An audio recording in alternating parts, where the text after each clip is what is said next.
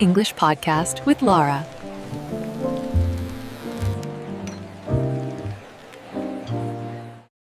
Hello, welcome to English Podcast with Lara. I'm Lara. And I'm David. Really happy to be here with you all today. It's good to be back, honestly. It really is. How has your week been, Laura? Honestly, a little strange. Strange how? I don't know. It's hard to explain. I woke up a few mornings this week and just felt, off. Off? Like tired? Not exactly tired, more like I had things to do. I knew what was on my list, but I just couldn't connect to any of it. Like I was going through the day, but not really present in it. I know that feeling. It's almost like your body shows up, but your mind is somewhere else entirely.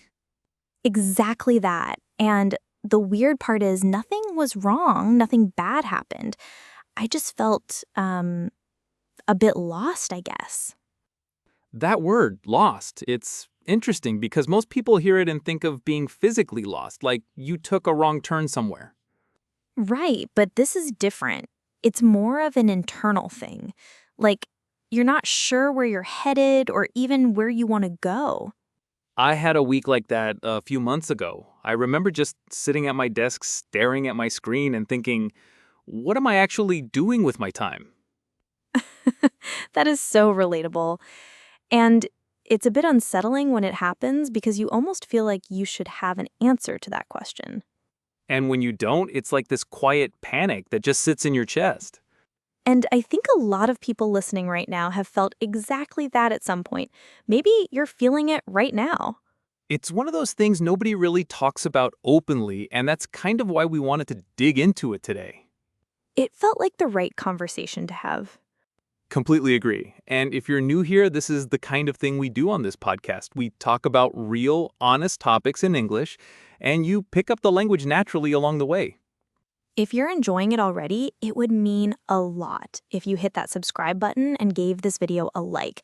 It genuinely helps us reach more people who might need exactly this kind of content. It really does. Every single like makes a difference.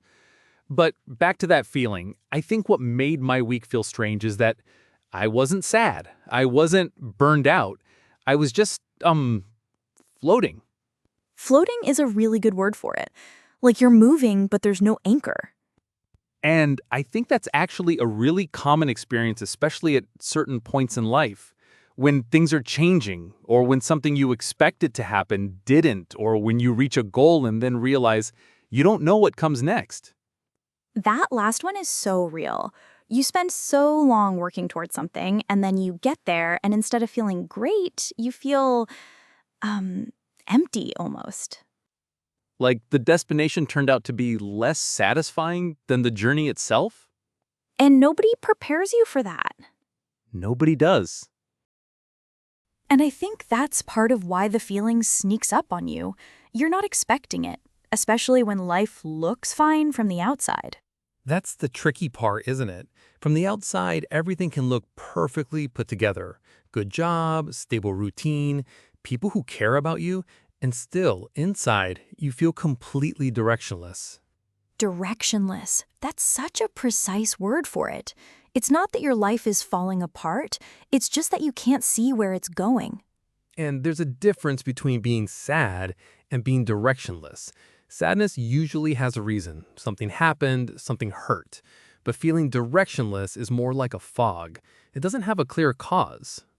A fog. I love that image. You're still standing, you're still moving, but you can't see more than a few steps ahead. And sometimes people around you don't understand it because they look at your life and say, but you have so much going for you. What do you have to feel lost about? That is one of the most frustrating things to hear when you're in that place. Because it's not about what you have, it's about not knowing what you're moving toward. Exactly. And I think a lot of people end up just going through the motions because they don't know what else to do. You keep showing up, you keep doing the tasks, but there's no real feeling behind any of it. Going through the motions. That phrase really captures it. It means doing the actions without the emotion or the intention behind them, like you're on autopilot. I went through a period like that after I finished university. I had spent 4 years working towards this degree, and the moment I graduated, I just felt adrift. Adrift. Like a boat that's been untied from the dock. No engine, no map, just floating wherever the current takes you. That image is so vivid. And adrift is one of those words that feels exactly like what it describes, doesn't it? There's something almost lonely in the sound of it. It's a beautiful word in a sad kind of way, and I used to know exactly what I wanted, or at least I thought I did. I had this very clear picture of what my life was supposed to look like after graduation. And then reality arrived. Reality arrived and it looked nothing like the picture. And instead of feeling motivated to build something new, I just felt stuck, like I was watching other people move forward while I was standing still. I think so many people can relate to that, especially in their 20s. There's this pressure to have it all figured out by a certain age, and when you don't, it feels like something is wrong with you. But nothing is wrong with you. That's the thing. Feeling lost at a major life transition is actually incredibly common. It just doesn't get talked about enough. And that's exactly why I want to ask you, our listeners. Have you ever felt this way? Completely adrift? Going through the motions? Not sure where you're headed? Tell us in the comments. Seriously, we read every single one. You might be surprised how many people are feeling exactly the same thing right now. Because sometimes just knowing you're not alone in it is the first thing that helps. And it's not a sign of weakness or failure. It's often a sign that you're at a turning point, even if you can't see it yet. A turning point that hasn't revealed itself yet. Which is both uncomfortable and, in a strange way, kind of exciting. That tension between uncomfortable and exciting is actually really interesting because when you're in the middle of it, it rarely feels exciting. It mostly just feels heavy. Heavy is the right word. And I think what makes it heavier is when you start doing what I call soul searching and you're not finding any answers. Soul searching, that's such a rich expression. It means you're going deep inside yourself, really examining your values, your desires, what actually matters to you. And it sounds like a peaceful candles and journal kind of activity, but honestly, real soul searching can be pretty uncomfortable. You start questioning things you thought were settled. Like your career, your relationships, your whole sense of identity. And once you start pulling at those threads, it can feel like everything is unraveling at once.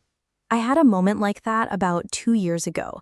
I had always assumed that by a certain point in my life, I would have figured out my path completely. And then I realized I hadn't, and that realization hit me really hard. What did that feel like, that moment of realization? Unmoored, that's the word I would use. Like the things I had used as reference points, my plans, my expectations, suddenly didn't feel solid anymore. Unmoored. That's a powerful word. It comes from the idea of a ship losing its moorings, the ropes that keep it tied to the dock. When you're unmoored, there's nothing holding you in place. And it's different from just being confused. Confusion is about not understanding something. Being unmoored is about losing your sense of stability altogether. I think that's when people reach what I describe as a crossroads. Not just a moment of confusion, but a genuine point where the path you are on no longer feels right, and you have to decide whether to keep going or change direction entirely. At a crossroads. And the hard thing about crossroads is that both directions look uncertain. It's not like one path is clearly better. They both disappear into the fog. And so a lot of people just stop. They tread water. They don't move forward. They don't go back. They just stay in place because making any decision feels too risky. Tread water. Like in swimming, when you kick your legs just enough to stay afloat, but you're not actually going anywhere. Exactly. And it can go on for months, sometimes years. You're technically functioning, you're keeping your head above water, but there's no real momentum. And I think what keeps people treading water is fear. Not laziness, not lack of ambition, pure fear of making the wrong choice. And the longer you tread water, the more exhausted you get, because it actually takes a lot of energy to stay still when everything in you wants to move. That's such a good point. Staying stuck is not passive. It's actually really draining. I had always assumed that by the time I was in my late 20s, I would have had it all figured out, and I hadn't, and there was this quiet shame around that. The shame is such a big part of it, because we live in a world that celebrates people who seem to have a clear vision and a clear plan. And if you don't have that, you can feel like you're somehow behind.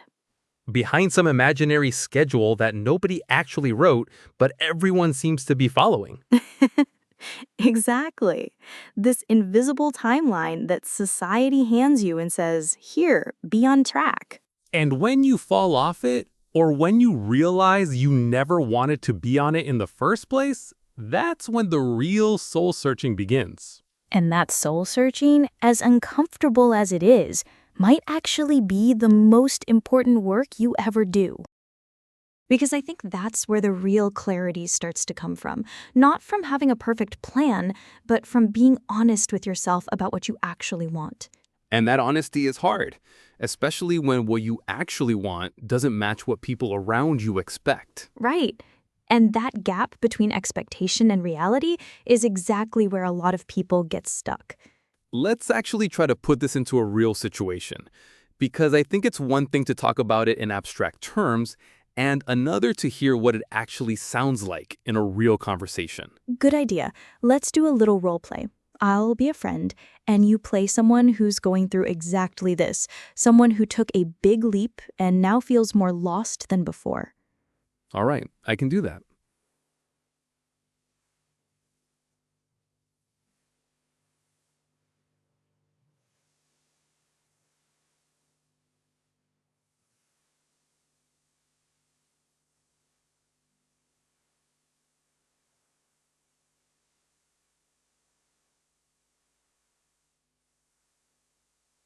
Okay, so I haven't seen you in a while. How are things going with the new chapter? Last time we spoke, you had just left your job. Honestly, I don't even know where to start. I thought leaving was going to feel like freedom, but it just feels like I jumped off a cliff and now I'm falling. That sounds really overwhelming. What made you decide to leave in the first place? I just couldn't keep doing something that felt completely meaningless. Every morning I woke up dreading the day. So I took a leap of faith. I told myself I'd figure things out once I had space to breathe. A leap of faith. That takes real courage, honestly. But I hear you. The landing is harder than you expected. Much harder. I thought the space would bring clarity, but it just brought more questions. Now I'm sitting at home asking myself what I'm even good at, what I actually care about. And have you been able to come to terms with the fact that you might not have those answers right away? That's the part I'm struggling with. I keep thinking I should have a plan by now. It's been 3 months and I still feel completely lost. 3 months is actually not very long when you're rebuilding from the ground up. I think the pressure you're putting on yourself to have it figured out is making it harder to actually figure it out. I know you're right, but it's difficult to just sit with the uncertainty. Every day feels like I'm falling further behind. Behind what, though? Behind who? I don't know, everyone, I guess. People my age who seem to know exactly what they're doing. But you made a leap of faith. That means you chose something real over something comfortable. Not everyone does that. Most people stay in the job they hate because the alternative is too scary. I hadn't thought about it that way. I've been so focused on what I gave up that I forgot why I left. And that's worth something. Coming to terms with where you are right now without comparing it to where you thought you'd be, that's actually a really important step. Come to terms with. That's a phrasal verb that keeps coming up in these kinds of conversations. It means to gradually accept something difficult, to make peace with a reality you can't change. And it's different than just giving up. Coming to terms with something doesn't mean you stop trying.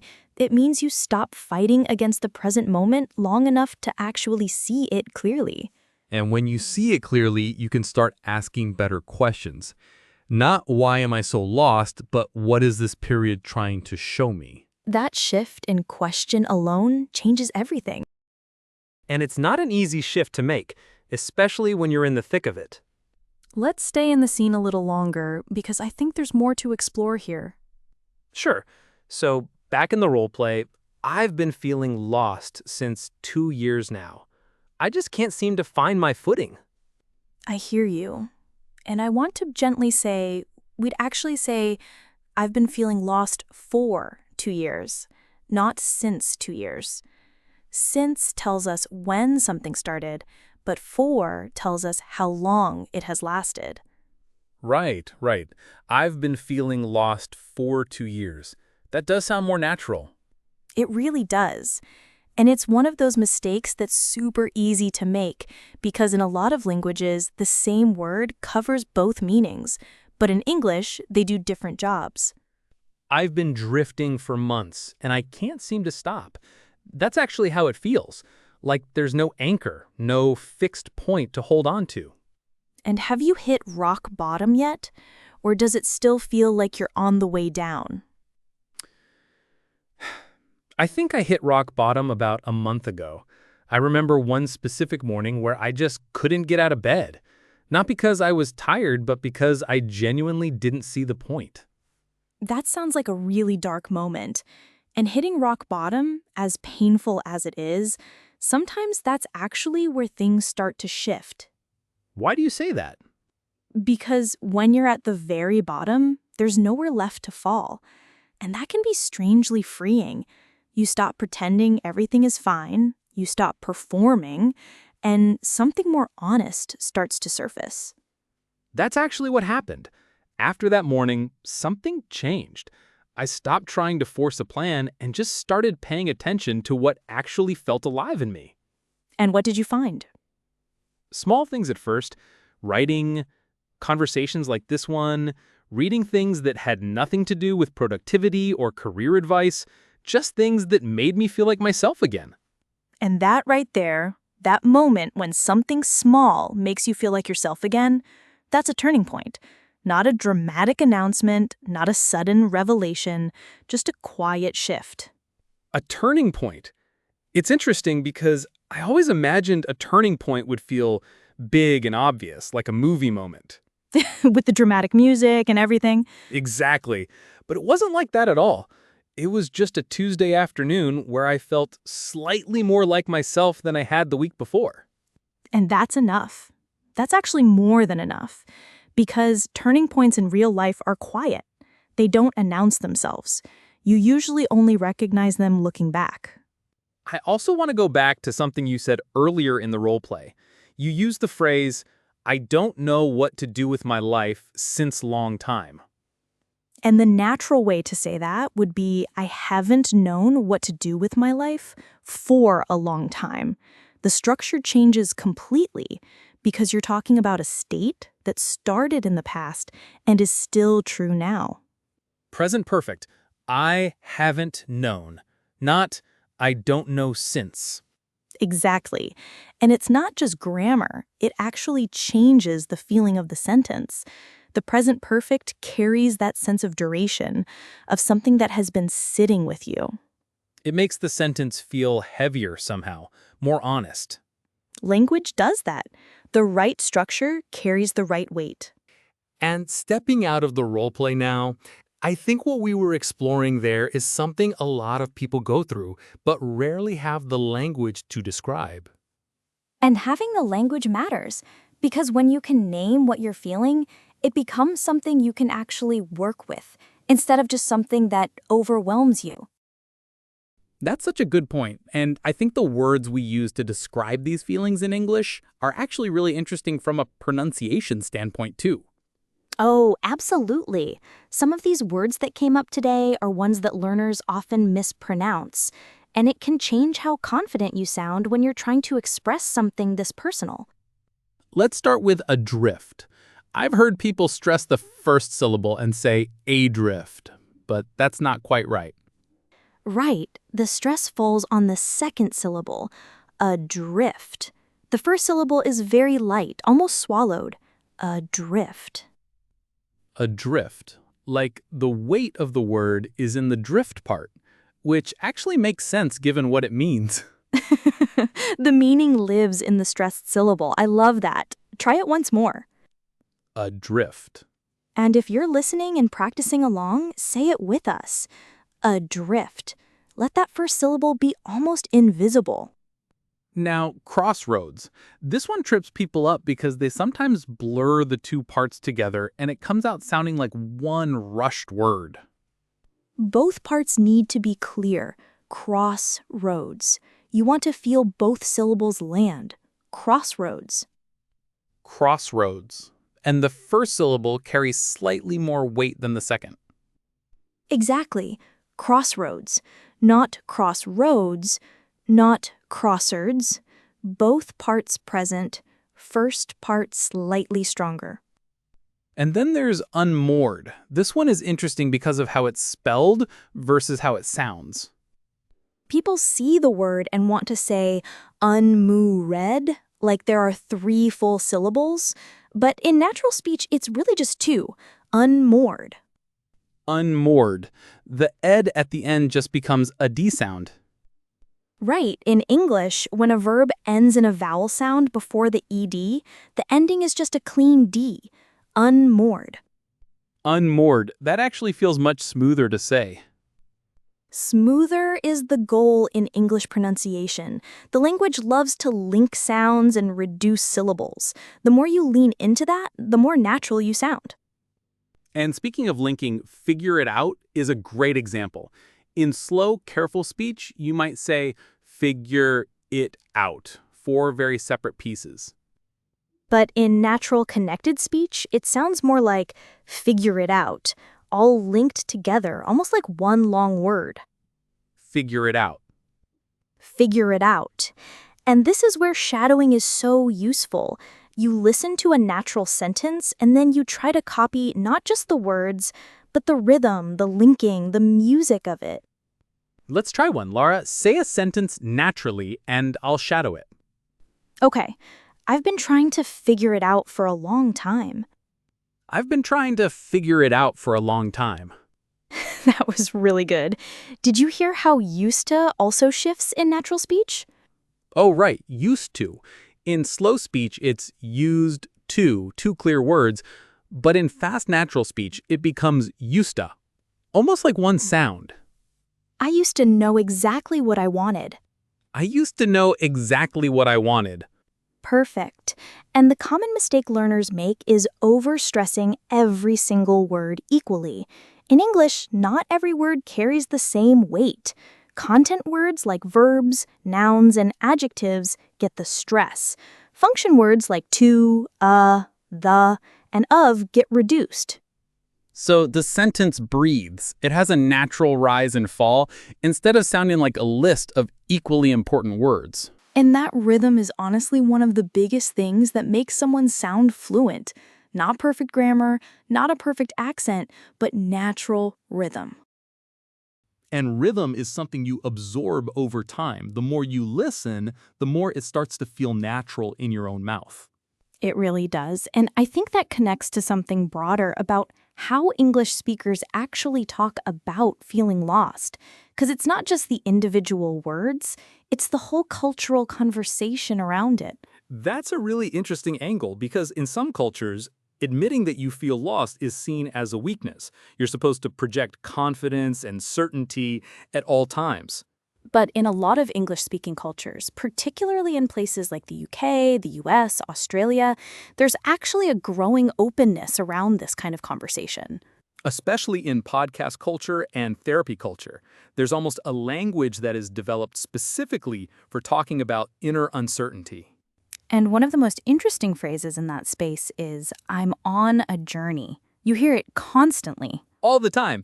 And what's interesting about it is that it deliberately avoids naming a destination. It doesn't say, I'm on my way to becoming this or achieving that. It just says, I'm moving, I'm in process. Which is actually a very accepting way to frame uncertainty. You're not lost, you're on a journey. The reframe is subtle, but it changes everything emotionally. And there's another cultural term that's become really widely used, especially among people in their mid-20s, quarter-life crisis.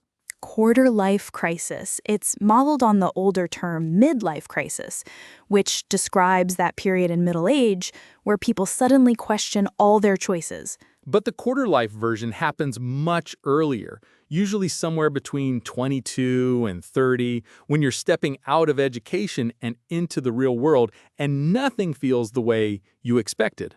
And the fact that it has a name matters, because when something has a name, it stops feeling like a personal failure and starts feeling like a shared human experience. Exactly. And the term has become so mainstream that you see it in books, articles, entire podcast series dedicated to it. It's been normalized in a really healthy way. Which brings us to another expression I find really beautiful: finding your footing. Ooh, that one's lovely. It comes from the physical idea of finding stable ground when you're standing somewhere uneven or uncertain. And emotionally, it means beginning to feel stable and confident again after a period of difficulty. It's not about having everything figured out. It's about feeling like you can stand without falling. Finding your footing. And what I love about it is that it implies gradual progress. You don't find your footing all at once. It happens step by step. Step by step. Literally. Quite literally. And there's one more word I want to bring in here because I think it's incredibly useful and not enough people use it. Recalibrate. Recalibrate. It comes from science and engineering, where you recalibrate an instrument to make sure it's measuring accurately again. And in life terms, it means stepping back and reassessing your direction, your priorities, your values, not starting over completely, but adjusting your course based on new information. I think that's actually a much healthier framing than the idea of reinventing yourself. Reinvention sounds dramatic and total. Recalibration sounds thoughtful and precise. And there's also a really important nuance between saying, I feel lost and I am lost. They sound similar, but they carry very different weight. I feel lost is temporary. It's emotional. It's a state you're passing through. But I am lost sounds more permanent, more tied to identity. Like it's not just a feeling, it's a fact about who you are. And in English, that distinction between feel and be is actually really significant. Choosing the right one changes how you relate to your own experience. Saying, I feel lost, leaves the door open. It says, this is where I am right now, not where I will always be. And that small linguistic choice can genuinely affect how you process what you're going through. Language shapes thought. It always has. And thought shapes the next step you take. And sometimes that next step is just sitting with the feeling long enough to understand it. Not rushing past it, not trying to fix it immediately. That's something I've been thinking about a lot lately. We live in a world that is so focused on solutions and action plans and 5-step frameworks that we've almost lost the ability to just be in something without immediately trying to get out of it. And feeling lost is one of those experiences that actually resists being fixed quickly. The more you try to force clarity, the more elusive it becomes. Elusive, like it keeps slipping away just when you think you've caught it. And I think what this whole conversation has really been about, underneath all of it, is permission. Giving yourself permission to not have the answers.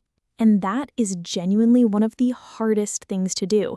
Because everything around us, social media, career culture, even well-meaning friends and family, they all send the message that you should know. You should have a plan.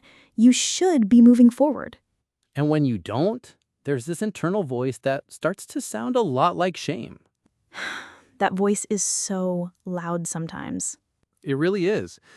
But I think what I've taken from everything we've talked about today is that feeling lost is not the opposite of having direction. It might actually be part of finding it. I love that. It's not a detour from the path. It might be the path itself for a while. And the people who come out of it with the most clarity are often the ones who let themselves actually go through it instead of around it.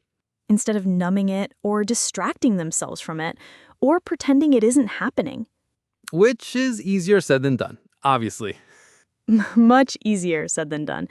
But even just having the language to describe what you're going through, that's a real starting point. And I hope that's something our listeners are walking away with today. Not a solution, not a roadmap, but maybe a few more words for something they've been carrying without a name. That's beautifully put. And honestly, that's what this podcast is always trying to do. Give you the language for real life, not just textbook sentences. Because real English lives in these kinds of conversations. The messy, honest, human ones. And if today's conversation touched something in you, if you recognized yourself in any part of it, we would genuinely love to hear from you. What is one thing that helped you find your direction again? It doesn't have to be profound. It could be something really small and quiet. Drop it in the comments below, because someone scrolling through those comments right now might be at their lowest point. And your words could be exactly what they needed to read. That's the kind of community we want to build here, one where people actually help each other. And if this episode meant something to you, please share it with someone who might need it. You probably already have someone in mind. That quiet share is one of the most generous things you can do for someone who's struggling. And if you're not subscribed yet, please do hit that button, leave us a like. It helps this podcast reach more people who are out there looking for exactly this kind of conversation. We really appreciate every single one of you who shows up and listens. It means more than you know. Thank you for spending this time with us today. Take care of yourselves, be patient with yourselves, and we will see you in the next one. See you next time. Bye for now.